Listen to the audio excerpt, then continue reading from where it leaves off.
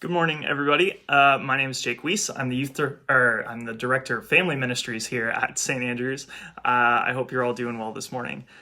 I've been thinking a lot recently about the relationship between worship and working for justice. It's easy to think of these things as being disconnected, but there's actually a really close link, a relationship between what we worship and how we live our lives. Because to worship something is to set it up as our highest good, our highest value, the most significant and praiseworthy thing in our lives. The thing we worship is the thing that we'll try to serve with everything we do, and we'll organize our lives around the thing that we worship. So worship is way more than just singing songs on Sunday morning.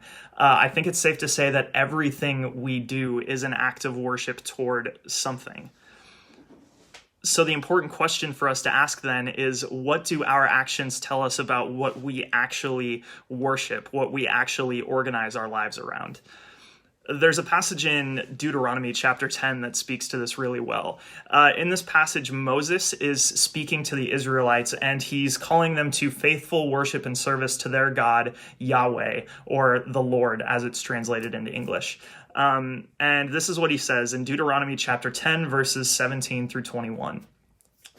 For the Lord your God is God of gods and Lord of lords, the great God, mighty and awesome, who is not partial and takes no bribe, who executes justice for the orphan and the widow, and who loves the strangers, providing them with food and clothing. And you shall also love the stranger, for you were strangers in the land of Egypt. You shall fear the Lord your God, him alone shall you worship, to him you shall hold fast, and by his name you shall swear. He is your praise, he is your God, who has done for you these great and awesome things that your own eyes have seen. So Moses is calling the people to worship and devote themselves to Yahweh, their God alone, and to not also worship any other gods, which would have been the common practice for other people groups in those days. And importantly, Moses reminds the people of the character of this God that they serve and calls them to reflect that character in their own lives. Again, in verses 18 and 19. He says, the Lord executes justice for the orphan and the widow and loves the strangers, providing them food and clothing. And you shall also love the stranger, for you were strangers in the land of Egypt. So this is how they show that they are truly worshipers of this God rather than the other gods of their day, by reflecting the character of this God. Now, today, we might not explicitly have other gods that we're tempted to worship in the same way that these ancient Israelites did. But there are certainly other things in our world that are competing for our devotion and for our worship. Things like political parties, the economy, our own personal power and privilege. Things like this are really easy to turn into gods or things that we worship and serve with our daily actions.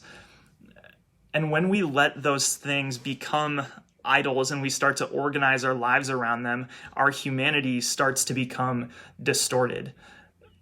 If the health of the American economy or the amount of power and influence that our political party has, or preserving our own personal privilege, if that becomes our highest goal, then we will start doing some really horrible things to other human beings in service of those goals. So this is why it's so important for us as Christians to keep a clear picture in our heads of who we worship and serve. We are worshipers and servants of Yahweh, the God of Israel, who has been fully revealed to us through Jesus. And the more we devote ourselves to worshiping Jesus, the more we will naturally start to reflect his character and to spread the life of his kingdom in the world, a kingdom where everybody is allowed to flourish. And that is our goal as Christians, to devote ourselves to faithful worship of Jesus and then to reflect his character in the world, to spread the life of his kingdom. Thank you all for tuning in this morning. Go in peace to love and serve the Lord.